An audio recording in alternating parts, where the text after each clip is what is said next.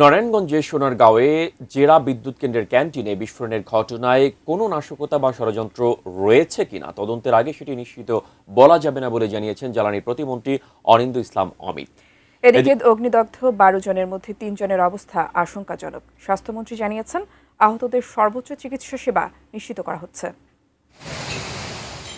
দুপুরের খাবারের বিরতি, ক্যান্টিনে জড়ো হয়েছিলেন কর্মীরা, কিন্তু কয়েক মুহূর্তের মধ্যেই বিকট বিস্ফোরণে বদলে যায় পুরো দৃশ্যপট। হঠাৎ বিস্ফোরণের শব্দে কেঁপে ওঠে ক্যান্টিন এলাকা। মুহূর্তেই আগুন ছড়িয়ে পড়ে চারপাশে। আতঙ্কে ছোটাছুটি শুরু করেন কর্মীরা। বুধবার দুপুরে নারায়ণগঞ্জের সোনারগাঁওয়ের জেলা বিদ্যুৎ কেন্দ্রে ঘটে এই ভয়াবহ বিস্ফোরণের ঘটনা। এতে দগ্ধ হন অন্তত ১২ জন। স্বজনদের ভাষ্য, আগুনের তীব্রতা সহ্য করতে না পেরে কয়েকজন পাশের একটি সুইমিং পুলে ঝাঁপ দেন। যাদের শরীরে আর কি প্রচন্ড পরিমাণে আগুন লাগছে, তাপ অনুভব করতেছে, তারা আর কি দৌড়ে সুইমিং পুলের মধ্যে গিয়ে লাফ দিচ্ছে। ঢুকি দেখি যে আমার জামাইয়ের সমস্ত মুখ পোড়া, এটা পোড়া, এটা পোড়া, তারপর আরো ওই ১০-১২ জন।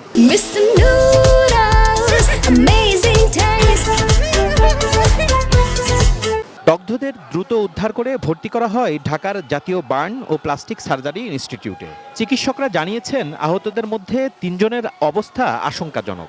৩ জন পেশেন্ট আছে যাদের পার্সেন্টেজ অনেক বেশি, এবং ৬ জনের ইনহেলেশন ইনজুরি টোটাল আছে, এবং বাকি ৬ জনের ইনজুরিটা তুলনামূলক কম। একজনকে আমরা সাথে সাথে আইসিইউতে অ্যারেঞ্জমেন্ট করছি, এবং এটা তার 80%-এর মতো আসলে ছিল।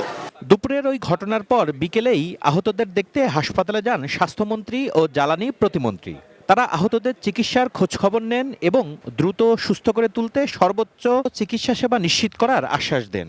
ওষুধের কোনো অভাব হবে না, অর্থেরও কোনো অভাব নেই। যতটুকু দরকার আমরা ২ মন্ত্রণালয় থেকে আমরা সেটা, হাসপাতাল যদি শর্টেজ হয় আমরা সেটা দেখব।